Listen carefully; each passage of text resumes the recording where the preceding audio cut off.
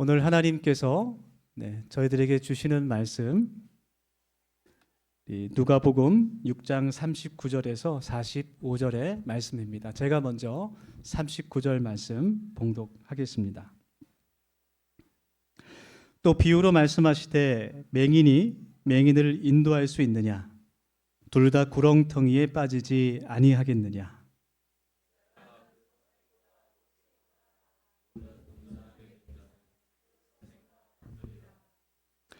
어찌하여 형제의 눈 속에 있는 티는 보고 내 눈 속에 있는 들보는 깨닫지 못하느냐?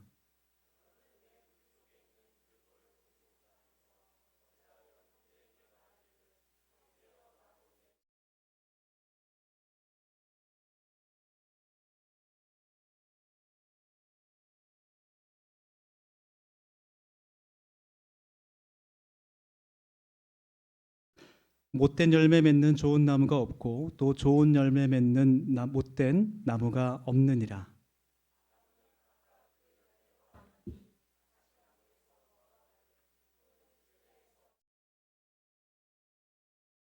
우리 45절 다 같이 봉독하겠습니다.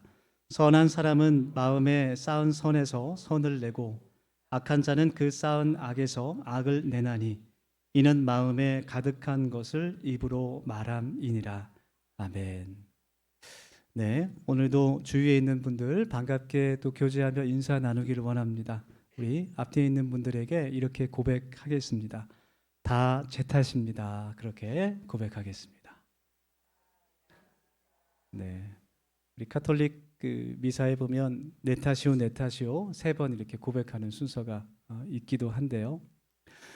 우리가 살고 있는 이 사회를 바라볼 때 많은 사람들이 책임이 실종된 사회다 그런 말을 많이 합니다. 네, 권한과 권리는 주장하지만 책임을 지지 않으려고 하는 시대다라는 말을 많이 해요. 이번에 최상병 특검법이 부결된 것을 보면서 참 많은 생각을 하게 됩니다. 네, 정말 안타까운 청년의 죽음 앞에서 그 누구도 책임지지 않으려는 그런 모습을 보면서 책임이 실종된 사회는 건강하지 못한 사회라는 것을 우리가 알아야 될 필요가 있죠. 리더십 가운데 임무형 지휘 리더십이라는 것이 있어요. 임무형 지휘 리더십.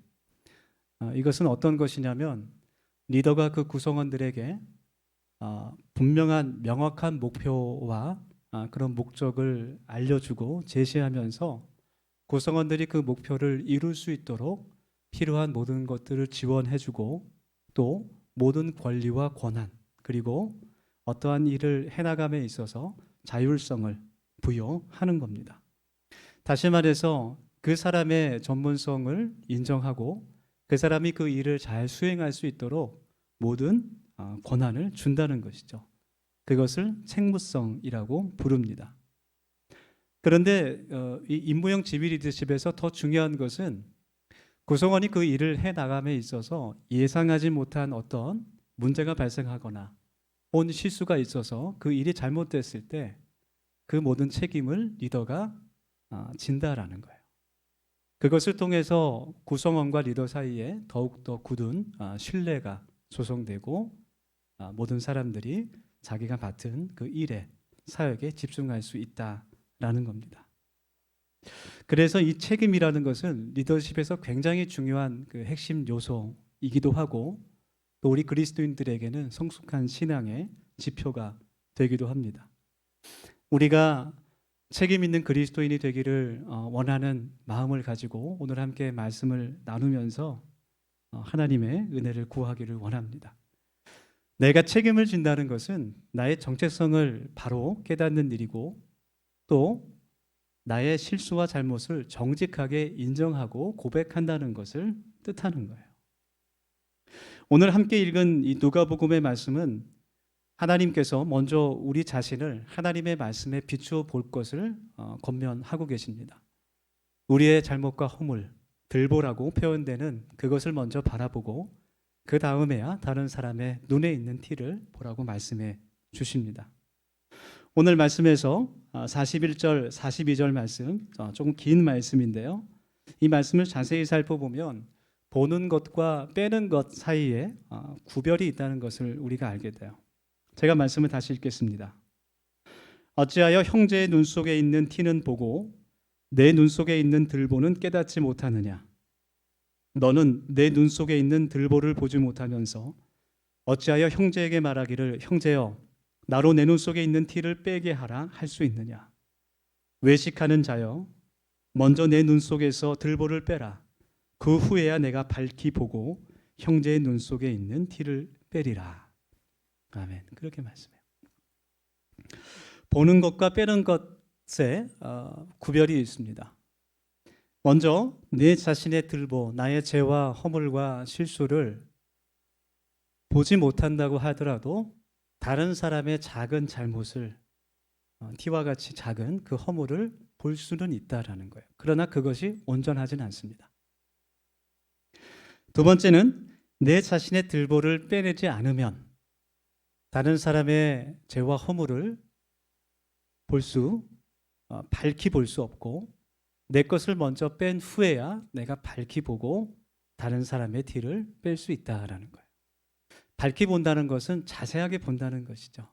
온전하게 본다는 겁니다. 그래서 내가 먼저 빼지 않으면 다른 사람의 것을 온전히 볼 수 없다라는 말씀이에요.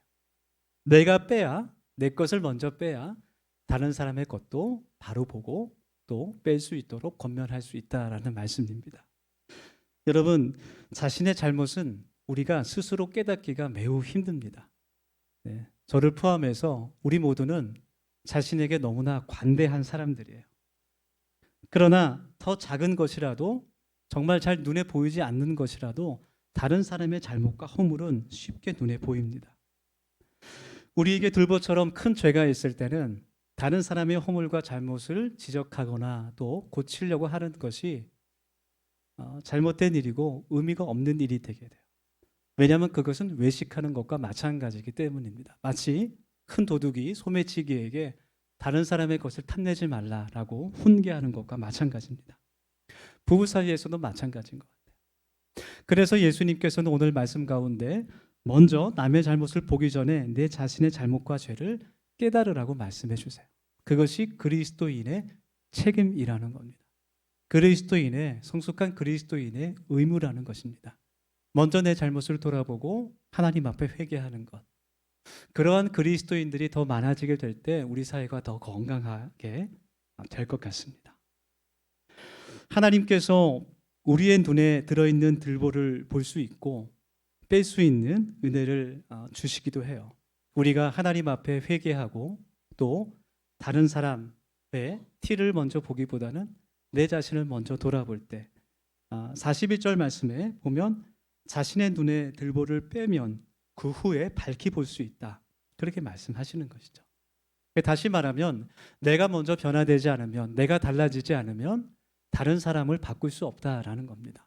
그것이 39절에 나오는 말씀처럼 소경을 인도할 수 없다. 맹인이 맹인을 인도할 수 없다는 말씀이에요. 우리는 다른 사람의 잘못이 아주 눈에 잘 보입니다. 신앙생활을 오래 할수록, 기도를 많이 할수록, 하나님의 말씀을 많이 알수록, 그런 신앙의 경륜이 쌓일수록 다른 사람들의 허물과 잘못이 더 눈에 잘 보이는 것만 같습니다. 그래서 더욱더 내 자신의 잘못은 깨닫기가 어렵습니다. 그렇게 되면 점점 더 내가 교만해지기 쉽습니다. 남을 정죄하기가 쉽습니다. 그래서 그리스도인들은 항상 교만해지려는 마음, 그리고 다른 사람을 정죄하려는 마음, 그리고 스스로 높아지려는 마음, 의로워지려는 그 마음들을 이겨낼 수 있어야 돼요. 그런 유혹을 이겨내야 됩니다. 어떻게 할 수 있을까요? 첫 번째로는 하나님께서만이, 오직 하나님께서 유일한 심판자가 되신다는 것을 기억해야 돼요. 우리 인간은 다른 사람의 잘못보다는 내 잘못보다는 다른 사람의 잘못을 쉽게 보고 쉽게 판단하고 쉽게 정죄합니다. 야, 저 사람은 하나님을 믿는다는 사람이 왜 저럴까? 왜 저런 행동을 하고 왜 저런 말을 하고 저런 생각을 할까? 아니 정말 믿음이 있는 사람이 맞을까? 저렇게 되면 정말 큰일 날 텐데 빨리 하나님 앞에 회개해야 될 텐데 그런 말을 우리는 쉽게 합니다. 그러나 그렇게 판단할 수 있는 분은 오직 하나님이시라는 것, 그것을 우리가 반드시 기억해야 돼요. 정죄도 마찬가지예요. 우리 자신도 우리를 정죄할 수 없습니다. 하나님께서만이 판단하실 수 있습니다. 신명기 1장 17절 말씀을 읽어보면 오직 심판은 하나님만 하신다. 오직 심판하시는 분은 하나님이시라는 것, 재판은 하나님께 속했다는 것을 우리가 알 수 있어요. 그렇기 때문에 우리들은 모두 다 심판하는 사람이 아니라 하나님의 그 심판대 앞에 서게 될 사람이라는 것을 깨달아야 돼요. 그래서 히브리서 9장 27절 말씀에서 한번 사람이 죽는 것은 정한 것이요 그 후에는 심판이 있을 것이라는 것을 말씀하고 있는 거예요. 그리고 또 로마서 2장 1절 말씀은 이렇게 우리들에게 교훈합니다.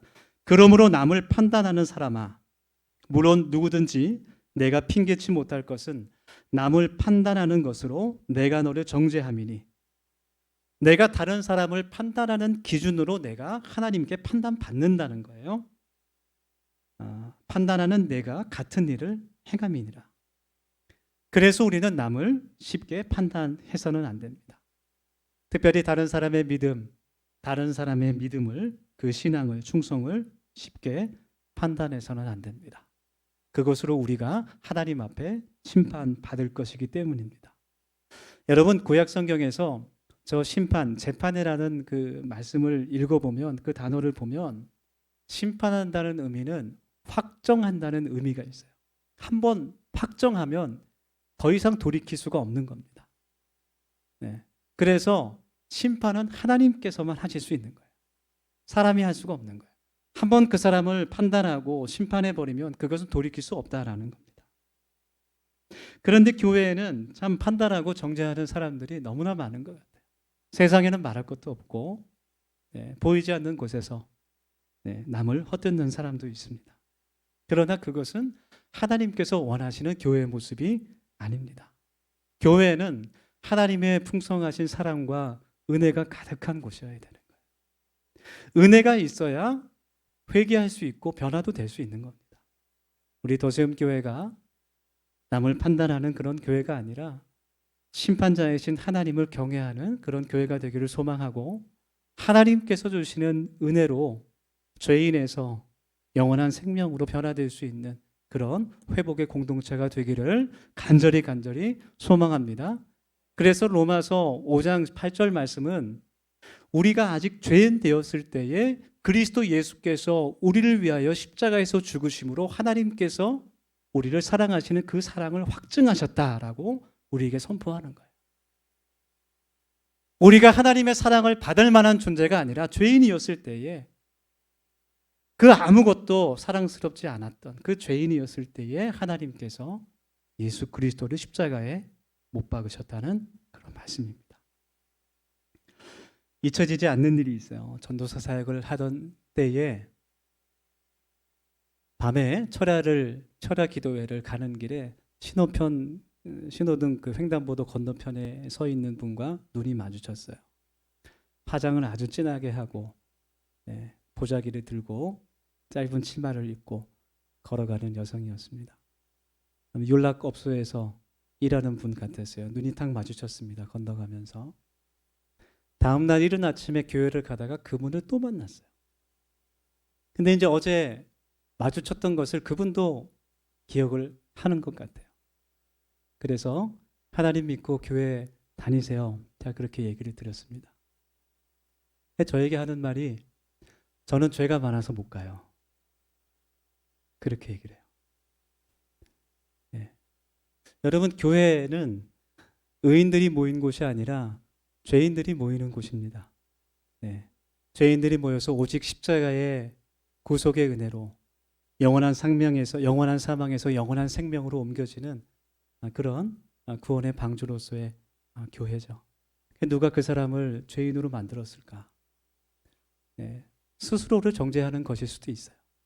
그러나 교회에 왔을 때 많은 사람들이 그 사람을 죄인으로 만들 수 있다라는 겁니다. 여러분, 우리 더세움 교회가 사람의 눈치가 아닌 하나님의 눈치를 보는 그런 교회 공동체가 되기를 소망합니다.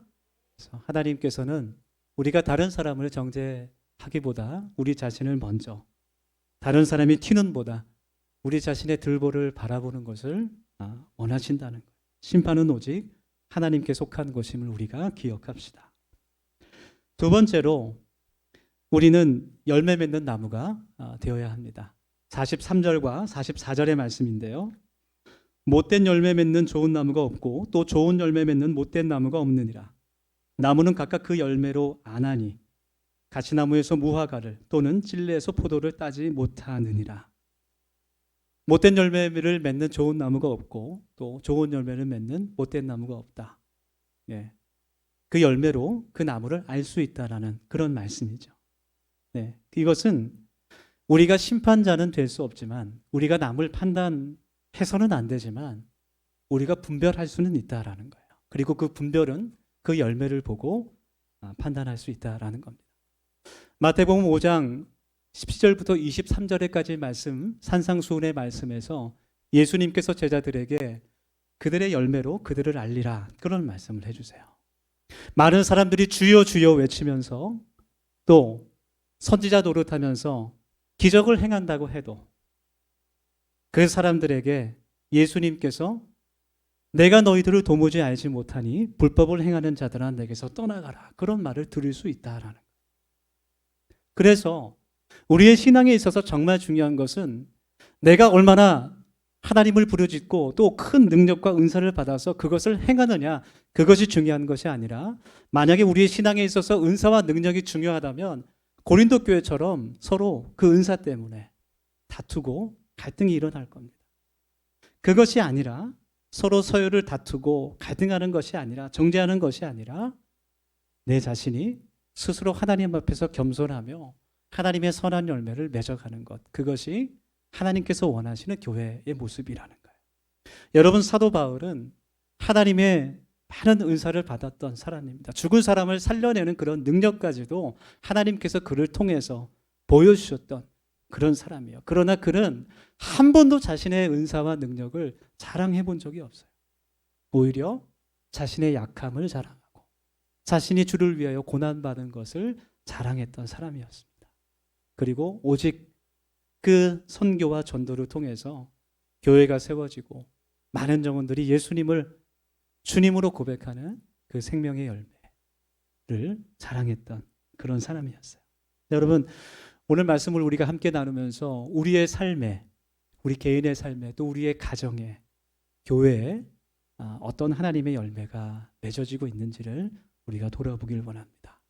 갈라디아 말씀의 5장에 있는 말씀처럼 성령의 9가지 열매, 사랑과 희락과 화평과 오래 참음과 자비와 양선과 충성과 온유와 절제의 열매가 잘 맺히고 있는지 그것을 우리가 돌아볼 수 있기를 원해요.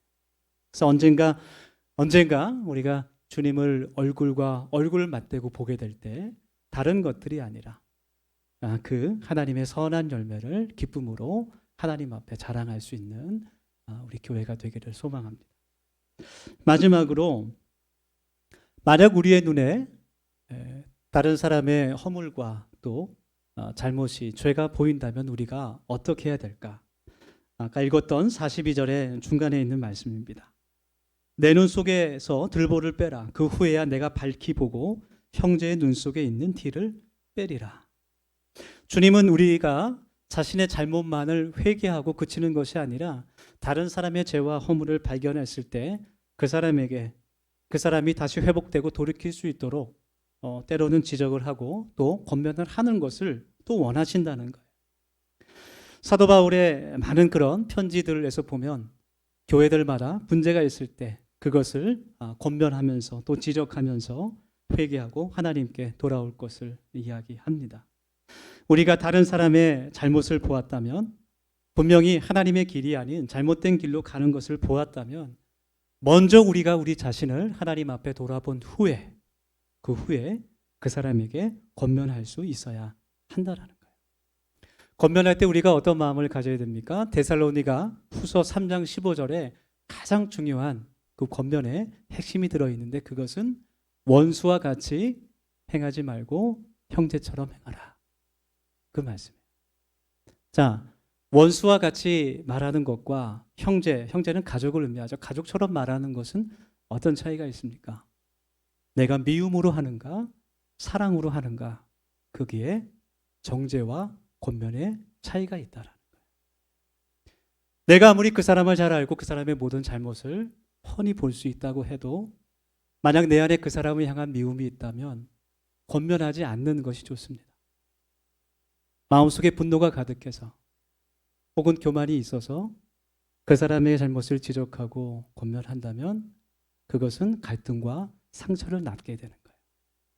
내가 정말 그 사람이 하나님 앞에서 바로 서기를 소망하고 기도하고 정말 그 영혼이 하나님 앞에 회복되기를 원하는 그 사랑의 마음이 있다면, 목자의 마음이 있다면 그러면 그때 그 사람에게 권면할 수 있다라는 겁니다. 여러분, 우리는 모두 다 하나님의 형상을 따라 지음받은 사람들이에요. 그렇기 때문에 어떤 사람이라도 나에게 진심으로 사랑으로 대하는지 아니면 미워하는 마음으로 대하는지 우리는 누가 가르쳐 주지 않아도 배우지 않아도 명확하게 알 수 있습니다. 어린아이도 다 알 수 있어요. 우리 하진이 같은 아이도 이 사람이 나에게 사랑으로 지금 말하고 대하는지 미워하는 마음으로 말하는지 단번에 알아챌 수 있어요.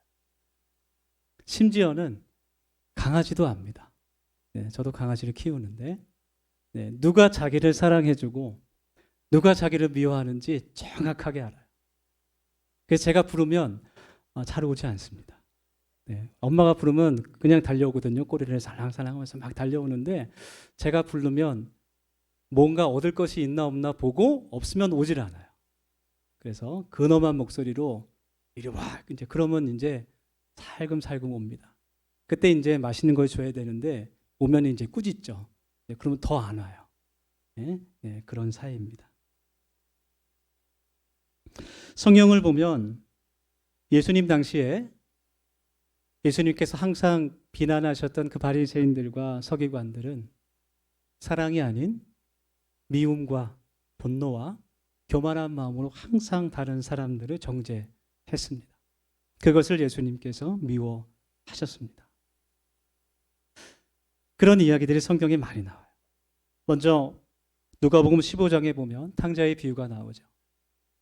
네, 둘째 아들이 아버지의 재산을 다 탕진하고 집으로 돌아오면서 내가 종의 하나도 받아들여 줬으면 좋겠다. 굶지 않았으면 좋겠다. 그런 마음으로 집으로 돌아올 때 아버지가 멀리서부터 뛰어나와 그 아들을 안아주고 세신을 씻겨주고 가락지를 껴주고 그 아들을 위해서 잔치를 벌여줍니다. 큰아들이 일을 하다가 집으로 돌아와요. 아니 아버지 이게 웬일입니까? 정말 다시 쫓아내도 시원치 않을 저 둘째 아들을 위해서 잔치를 벌이시다뇨. 저는 매일매일 아버지 곁에서 아버지 말씀에 순종하며 충성스럽게 일했는데 저에게는 어떠한 상도 주시지 않고 왜 이 둘째 아들에게 이러한 잔치를 베풀어 주십니까? 네, 미워하는 거예요. 아버지의 마음을 이해하지 못합니다.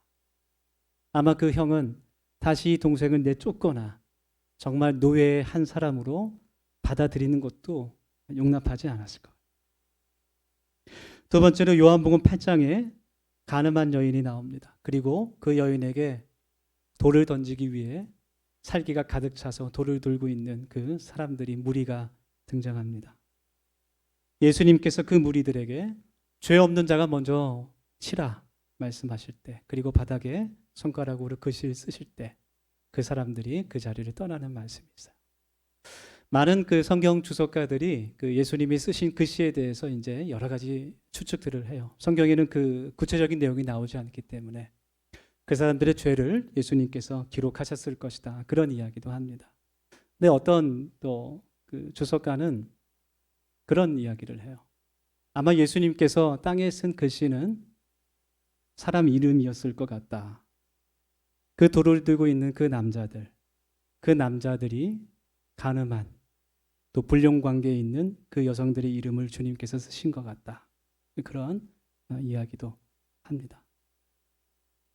그 사람들은 자신이 심판자가 돼서 자신이 하나님이 되어서 그 여인을 죽이려고 했습니다.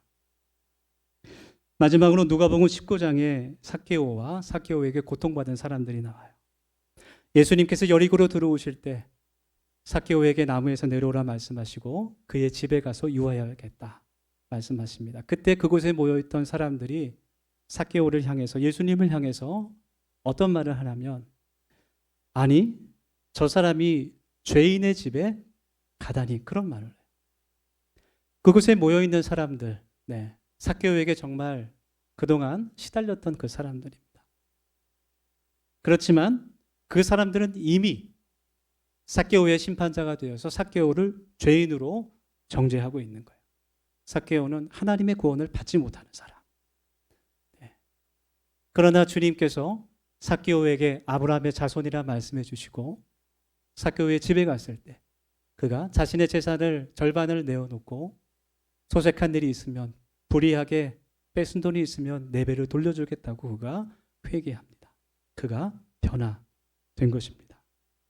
우리가 이런 말씀들을 읽을 때 우리는 당연하게 우리 자신을 탕자의 두 번째 아들이나 그 탕자 아버지의 그 두 번째 아들 탕자나, 혹은 어떠한 죄를 지어도 하나님께서 용서해 주시는 그 가늠한 여인, 혹은 삭개오라고 생각하고 은혜를 받습니다. 그런데 오늘 말씀을 우리가 가만히 보면 우리 자신이 탕자나 가늠한 여인이나 삭개오가 아니라 오히려 그 탕자의 형, 그 동생을 향해 살기를 가지고 있는, 그리고 그 여인에게 가늠한 여인을 돌로 치려고 하는 그 사람들, 그리고 삭개오를 향해서 죄인이라고 고발하는 그 사람들과 더 많이 닮아 있다는 것을 우리가 깨달아야 하는 거예요.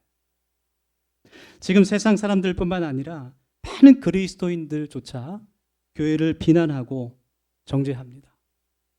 SNS를 보면 참 마음이 아플 때가 많습니다.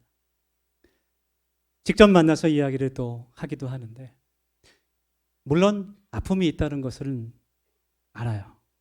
상처가 있다는 것을 압니다. 그리고 불의에 대해서는 맹목적으로 우리가 동의할 것이 아니라 하나님의 공의와 정의를 선포하고 또 하나님의 말씀대로 따라가야 하는 것도 사실입니다. 그렇지만 우리가 다른 사람을, 교회를 비난하고 정죄하기 전에 먼저 우리 자신을 하나님 앞에서 돌아봐야 한다는 거예요. 내 눈에 둘보가 있는지, 내 삶에 어떤 열매가 있는지, 또 내 안에 하나님의 사랑이 있는지 우리가 돌아보고 회개하는 이 시간이 되기를 원합니다. 함께 이 시간 결단하며 기도하겠습니다. 하나님께서 주신 말씀을 기억하며 이 시간 기도합니다. 오늘 누가복음 6장의 말씀에서 주님은 우리에게 다른 형제의 티를 보지 말고 자신의 들보를 깨닫고 빼라고 말씀하십니다. 우리 세 가지 기도 제목을 가지고 함께 합심해서 기도하겠습니다. 첫 번째로, 다른 사람을 심판하고 정죄하기 전에 먼저 하나님 앞에 회개할 수 있는 성도 되게 하여 주시옵소서. 두 번째로 기도합시다. 원수가 아닌 형제의 마음으로 사랑으로 권면하며 우리 공동체를 또 가정을 회복시키는 성도 되게 하여 주시옵소서. 마지막으로 함께 기도합시다. 우리의 삶에 하나님의 선한 열매, 많은 열매가 맺혀져 하나님께 영광 돌리게 하여 주시옵소서. 함께 우리 통성으로 기도하겠습니다. 하나님, 저희들이 이 시간 하나님 앞에 기도하며 또 결단하며 나아갑니다. 아버지 하나님께서 저희들에게 회개하는 마음을 허락하여 주셔서 하나님, 우리가 교만한 마음과 남을 판단하는 마음과 스스로 의롭다고 생각하는 마음을 버릴 수 있게 하여 주시고, 먼저 하나님 앞에 겸손하게 나아갈 수 있도록 하나님 인도하여 주시옵소서. 아버지 하나님, 우리의 삶에 하나님의 선한 열매가, 성령의 열매가 맺혀지기를 소망합니다. 하나님이 우리의 가정에 성령의 열매가 맺혀지기를 간절히 소망합니다. 하나님, 우리 교회가 하나님의 선한 열매들로 풍성한 교회가 되기를 하나님 원합니다. 하나님 도와주셔서 하나님, 우리가 누구를 대하든 하나님 원수 간의 형제의 마음으로 서로 사랑할 수 있도록 도와주시고, 먼저 그 사람을 위해 기도할 수 있는 믿음과 신앙이 될 수 있도록 하나님 인도하여 주시옵소서. 하나님, 먼저 하나님 앞에 회개할 수 있는 우리가 될 수 있도록 인도하여 주셔서 하나님 서로를 위해 섬기며 하나님 도우며 살아갈 수 있는 그리스도인이 되게 하시고 하나님 그러한 교회 공동체로 살아갈 수 있도록 하나님께서 도와주시를 원합니다. 저희들에게 하나님 믿음과 깨달음을 허락하여 주셔서 우리 도시험교회가 하나님 많은 주인들이 와서 하나님의 풍성한 사랑과 은혜로 변화될 수 있는 하나님 공동체가 될 수 있도록 하나님 인도하여 주시고 하나님의 그 풍성하신 끝없는 사랑과 은혜를 전할 수 있는 하나님 교회가 될 수 있도록 하나님 인도하여 주셔서 하나님 우리 안에 회복과 하나님 치유가 일어나며 그것이 우리의 사랑과 하나님 감사가 될 때 하나님 세상에 그것을 보고 하나님을 발견할 수 있도록 하나님을 신뢰할 수 있도록 하나님께서 은총 베풀어 주시옵소서. 하나님 감사와 찬양을 주님께 드립니다.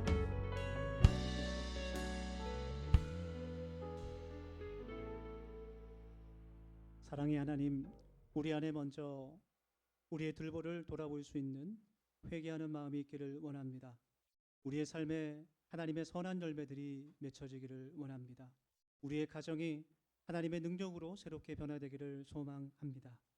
하나님, 우리 교회가 많은 상처받은 영혼들이 와서 다시 회복하며 아버지 하나님의 사랑으로 풍성하여지는 구원의 방주 될 수 있도록 하나님 저희들을 사용하여 주시옵소서. 감사드립니다.